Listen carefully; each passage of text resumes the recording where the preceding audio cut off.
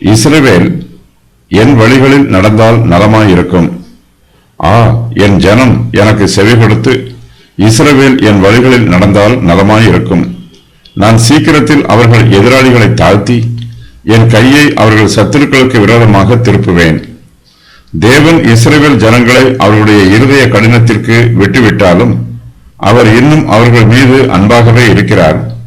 இஸ்ரவேல் புத்திரர் தங்களுடைய அழிவை தாங்களே தேடிக்கொண்டார்கள். தங்கள் யோசனையின்படியே நடந்து சீரழிந்து போனார்கள். தேவனோ தம்முடைய கிருபையுள்ள பார்வையினால் அவர்களை நோக்கி பார்க்கிறார். அவர்களுடைய அழிவை பார்த்து பரிதாபப்படுகிறார்.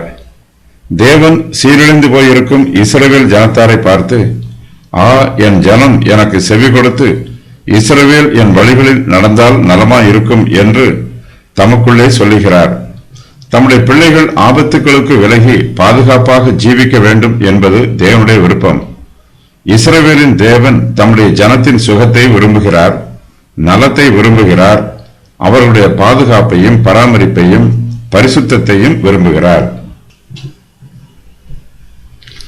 இஸ்ரவேல் ஜனங்கள் தங்கள் யோசனையின்படியே நடந்தாலும் தம்முடைய பாவங்களுக்காக வருத்தப்பட்டு மனம் திரும்ப வேண்டும். இதுவரையிலும் அவர்கள் தேவனுடைய சத்தியத்திற்கு செவி கொடுக்காதே போனாலும் இனிமேலாவது அவர்கள் தேவனுடைய சத்தியத்திற்கு செவி கொடுக்க வேண்டும். தங்களுடைய யோசனைகளின்படி நடவாமல் கர்த்தருடைய வழிகளில் நடக்க வேண்டும். இதுவே அவர்களுக்கு நலமாயிருக்கும், ஆசீர்வாதமாய் இருக்கும், தேவனுக்கும் பிரியமாய் இருக்கும். இஸ்ரவேலின் பரிசுத்தராய் இருக்கிற உன் மீட்பரான கர்த்தர் சொல்லுகிறதாவது, பிரயோஜனமாய் இருக்கிறதை உனக்கு போதித்து நீ நடக்க வேண்டிய வழியிலே உன்னை நடத்துகிற உன் தேவனாகிய கர்த்தர் நானே. என் கற்பனைகளை கவனித்தாயானால் நலமாயிருக்கும். அப்பொழுது உன் சமாதானம் நதியைப் போலும் உன் நீதி சமுத்திரத்தின் அலைகளைப் போலும் இருக்கும். அப்பொழுது உன் சந்ததி மணல் அத்தனையாகவும் உன் கற்ப பிறப்பு அதன் அணுக்கள் அத்தனையாகவும் இருக்கும். அப்பொழுது அதன் பெயர் நம்மை விட்டு அற்றுப்போகாமலும் அழிக்கப்படாமலும் இருக்கும். ஏசாயா 48:17 முதல் 19 வரை.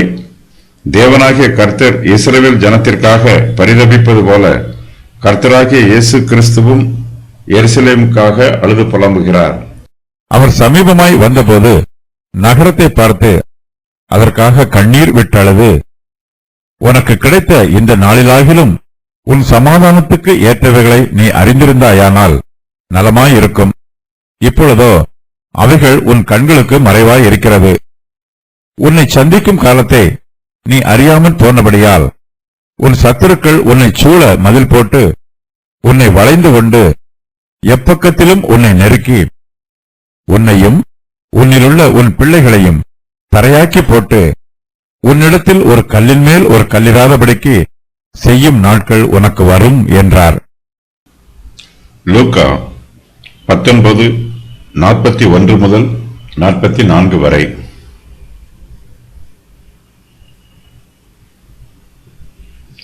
கர்த்தர் இஸ்ரவேல் புத்திரரை பார்த்து அன்பான வார்த்தைகளை பேசுகிறார்.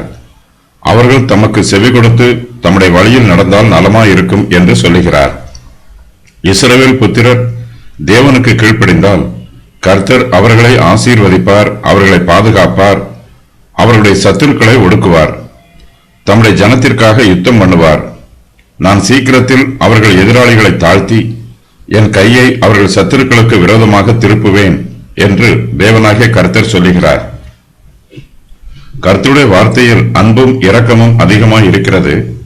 தம்முடைய ஜனங்கள் தமக்கு செவி கொடுக்க வேண்டும் என்று தேவன் விரும்புகிறார். அவர்கள் தம்முடைய வழிகளில் நடந்தால் கர்த்தர் அவர்களை ஆசீர்வதிப்பதாக வாக்கு பண்ணுகிறார்.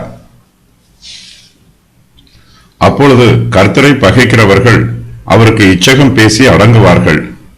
அவர்களுடைய காலம் என்றென்றைக்கும் இருக்கும். உச்சிதமான கோதுமையினால் அவர்களை போஷிப்பார். கன்மலையின் தேனினால் உன்னை திருப்தியாக்குவேன் என்று கர்த்தர் இஸ்ரவேல் ஜனத்தாரை பார்த்து மனதுருகி சொல்லுகிறார். ஒருவரும் கெட்டுப்போவது தேவனுடைய சித்தம் அல்ல. தம்மிடத்தில் வருகிற யாரையும் தேவன் புறம்பே தள்ளமாட்டார். நாம் மனம் வருந்தி தேவனுடைய சமூகத்தில் வரும்போது தேவன் தாமே தம்முடைய கிருபையினால் நம்மை ரட்சிக்கிறார். நம்மை தம்முடைய பிள்ளைகளாக அங்கீகரிக்கிறார். தம்முடைய புத்திர சுவிகாரத்தின் ஆசீர்வாதத்தை நமக்கு கொடுத்து நம்மை ஆசீர்வதிக்கிறார். தேவன் இஸ்ரவேலுக்கு செய்திருக்கக்கூடிய காரியங்கள். கர்த்தர் எதிராளிகளை தாழ்த்துவார். என் கையை அவர்கள் சத்துருக்களுக்கு விரோதமாக திருப்புவார். கர்த்தரை பகைக்கிறவர்கள் அவருக்கு இச்சகம் பேசி அடங்குவார்கள். அவர்களுடைய காலம் என்றென்றைக்கும் இருக்கும். உச்சிதமான கோதுமையினால் அவர்களை போஷிப்பார். கன்மலையின் தேனினால் அவர்களை திருப்தி வாக்குவார். தேவனுடைய ஆசீர்வாதத்தை பெற வேண்டும் என்றால் தேவன் கூறும் நிபந்தனைகளை கைக்கொள்ள வேண்டும். தேவன் தமது வாக்குத்தத்தத்தை நிறைவேற்றுவதில் உண்மை உள்ளவர். மனுஷனுடைய ஜீவியத்தில் தேவனுடைய வாக்குத்தத்தம் நிறைவேற மனுஷன் தான் நிறைவேற்ற வேண்டிய காரியத்தை அவசியம் நிறைவேற்றியே ஆக வேண்டும். நாம் கிருபையின் காலத்தில் இருக்கிற போதிலும் தேவன் நம்மிடம் எதிர்பார்க்கும் நிபந்தனைகளை நாம் நிறைவேற்றாமல் தேவனுடைய ஆசீர்வாதங்களை பெற்றுக்கொள்ள முடியாது.